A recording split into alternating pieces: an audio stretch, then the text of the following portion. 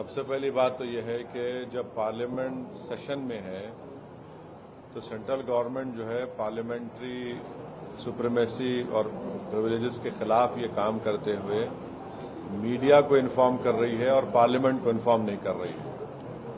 Parliament जब चल रहा है तो सरकार का काम है कि इमीडिएटली आप पार्लियामेंट को इन्फॉर्म करते बजाय इसके कि आपने मीडिया को लीक किया। अब जो मीडिया ने रिपोर्ट किया उसकी बुनियाद पर मैं ये कह सकता हूं कि ये जो प्रपोज अमेंडमेंट्स है जो मीडिया में जो लिखा गया है वो इस बात को बताता है कि मोदी हुकूमत वक्फ बोर्ड की ऑटोनॉमी को छीनना चाहती है और वो इंटरफेयर करना चाहती है वाकिफ के मंशे के खिलाफ कि किस तरह से उस वक्फ की प्रॉपर्टी को चलाया जाए, और ये खुद फ्रीडम ऑफ रिलीजन के खिलाफ है, नंबर 1। दूसरी बात यह है कि बीजेपी शुरू से वक्फ बोर्ड्स और वक्फ की प्रॉपर्टीज के खिलाफ रही है और इनका एक हिंदुत्व का एजेंडा है, आरएसएस का एजेंडा है कि वो शुरू से वक्फ प्रॉपर्टीज को और वक्फ बोर्ड को खत्म करने की कोशिशें करती रही हैं। तीसरी बात यह है कि अब जो मीडिया के रिपोर्ट्स के ऊपर मैं अपना ये रिएक्शन दे रहा हूं कि एक बार किसी प्रॉपर्टी को वक्फ डिक्लेयर कर दिया गया तो हमेशा वक्फ रहता है। तो वक्फ एक्ट जो है 54 का है और 96 का है, जो 96 के एक्ट तो 2013 में अमेंड किया गया। वो सर्वे कमिश्नर को पावर्स देता है और सर्वे कमिश्नर को अपॉइंट कौन करती है? State government. तो सर्वे कमिश्नर वक्फ प्रॉपर्टीज को आइडेंटिफाई करता, उसके बाद लिस्ट ऑफ वक्फ प्रिपेयर होती है सर्वे कमिश्नर की तरफ से, और वो सर्वे कमिश्नर जो स्टेट गवर्नमेंट का अपॉइंटी है उसको स्टेट गवर्नमेंट को भिजाता और state government gazette notification issue करती है। तो गजीट नोटिफिकेशन खुद एक ऑफिशियल एक्ट है और अगर गजीट नोटिफिकेशन 1 साल तक चैलेंज नहीं होती तो वो फाइनल हो जाती है और नेचर ऑफ वक्फ हो जाता है। इसको ये लोग चेंज करना चाहते हैं, यानी जो पहले से वक्फ हो चुकी हैं प्रॉपर्टीज अब दोबारा उनको स्टैब्लिश करना पड़ेगा कि ये वक्फ है। ये इम्पॉसिबिलिटी है। दूसरी बात यह है कि गजीट का जो कंक्लूसिव नेचर है उसको आप डाइल्यूट करना चाह रहे हैं। मानिए अब कई लोग वक्फ की प्रॉपर्टीज में एंक्रोचर्स है, इलीगल तरीके से वहां पर है, तो इनको एक मौका मिल जाएगा कि वो वक्फ प्रॉपर्टीज को बोलेंगे कि हमारी प्रॉपर्टी है, प्राइवेट वक्फ की प्रॉपर्टी नहीं है। और कोई भी प्रॉपर्टी में ये झगड़े होते कहीं ना कहीं, तो उसको एक एंक्रोचर्स को एक मौका मिल जाएगा। तीसरा न्यूज रिपोर्ट ये बोलता है कि अमेंडमेंट इन एस्टैब्लिशमेंट और कंपोजिशन ऑफ वक्फ बोर्ड, तो ये एक्ट खुद ये बोलता है कि हर स्टेट में एक वक्फ बोर्ड होना चाहिए और बोर्ड रिस्पांसिबल होगा उसके एडमिनिस्ट्रेशन और मैनेजमेंट ऑफ वक्फ प्रॉपर्टीज के लिए। अब अगर आप अमेंडमेंट करेंगे establishment and composition of Waqf board में तो एक एडमिनिस्ट्रेटिव क्योस होगा, loss of autonomy Waqf board का होगा, और ये गवर्नमेंट का जो कंट्रोल है वक्फ बोर्ड के ऊपर, गवर्नमेंट का कंट्रोल बढ़ेगा तो वक्फ के इंडिपेंडेंस पे बहुत बड़ा असर पड़ेगा। चौथी बात उसमें यह है कि वक्फ ट्रिब्यूनल्स है।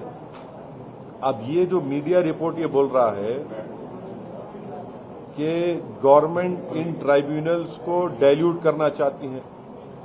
अब ये ट्राइब्यूनल्स के पावर्स को आप डाइल्यूट कर देंगे तो फिर ये केसेस का क्या होगा? इनइफेक्टिव इन्फोर्समेंट होगा। पांचवी बात जो मीडिया रिपोर्ट्स के ऊपर मैं बोल रहा हूं आपको, इसमें लिखा गया कि अगर कोई डिस्प्यूटेड प्रॉपर्टी है तो डिस्प्यूटेड प्रॉपर्टी का ये लोग बोलेंगे नहीं प्रॉपर्टी डिस्प्यूटेड है, इसका सर्वे हम कराएंगे। अगर कोई प्रॉपर्टी डिस्प्यूट है तो उसका फैसला जुडिशरी करती। यहां पर मोदी हुकूमत डिस्प्यूट क्रिएट करेगी, उसका सर्वे कराएंगे। अब सर्वे एग्जीक्यूटिव कराएगा या सीएम कराएगा या बीजेपी पावर बीजेपी कराएगी। अब जाहिर नतीजा क्या निकलेगा आपको मालूम।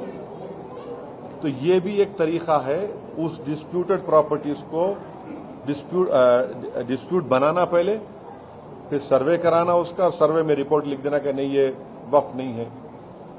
ऐसे कई मस्जिद दरगाहें हैं हमारे भारत में जहां पर बीजेपी आरएसएस ये क्लेम करती है कि वो दरगाह और मस्जिद नहीं है। तो जो पावर जुडिशरी का है वो एग्जीक्यूटिव छीनना चाह रहा है उसको। और एक बात जो मीडिया रिपोर्ट्स के मालूम ये हो रही है कि अब कोई कब्जा करके इंक्रोचर है तो वक्फ बोर्ड को पावर है, उसके पावर्स को अगर आप छीन लेंगे तो फिर पूरा ये तो लॉस होगा वक्फ प्रॉपर्टीज का। अच्छा, उसमें एक और मीडिया रिपोर्ट में बात आई है, amendment to the process of Waqf board. ये जो वाकिफ होता है वो अगर मेरी प्रॉपर्टी में बोलता हूँ वक्फ बोर्ड को मैं दे रहा हूँ, मैं वक्फ कर वाकिफ हूँ, मुतवल्ली मैं रहूंगा किसी और, वो आप बोल रहे वो भी नहीं रहेगा। तो बेसिकली ऑल इन ऑल ये जो है ये पूरे इस तरह का, अगर ये मीडिया रिपोर्ट सही है तो मोदी सरकार ये चाह रही है कि पूरे वक्फ बोर्ड की प्रॉपर्टीज को छीन लिया जाए, इनको मुसलमानों से छीन लिया जाए, और वो थ्रेटन कर रहे हैं वक्फ की प्रॉपर्टीज का जो कंट्रोल है वक्फ बोर्ड्स के ऊपर, ताकि उसमें तमाम लीगल एम्बिग्युइटीज पैदा हो जाना, और इससे और वक्फ की प्रॉपर्टीज का नुकसान होगा। तो अब ये कंप्लीट सिस्टम को जब ये लोग अगर मीडिया रिपोर्ट्स सही है चेंज करना चाह रहे, उसमें कुछ ये करना चाहे, तो कोई भी आगे बढ़कर प्रॉपर्टीज को वक्फ नहीं करेगा।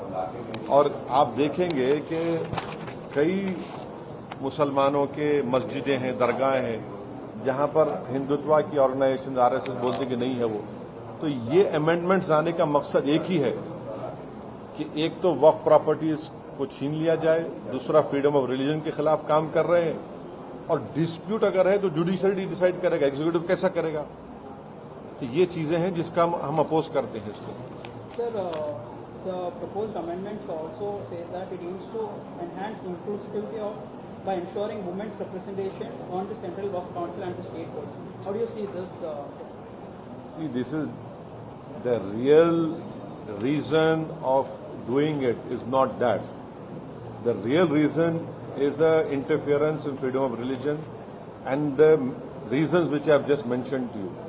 सर, इस बिल के जरिए स्टेट में और सेंट्रल गवर्नमेंट के जितने भी प्रॉब्लम्स है लैंड के, ये सारे मसाइल हल हो जाएंगे। क्या हल हो जाएंगे? क्या हल? देखिए, उसमें आप मीडिया रिपोर्ट पढ़े, उसमें जो डिस्प्यूट है प्रॉपर्टी में उसका सर्वे कराएंगे। आप कौन होते हैं भाई? डिस्प्यूट है तो जुडिशरी डिसाइड करेंगे। आप कौन होते करने वाले उसको?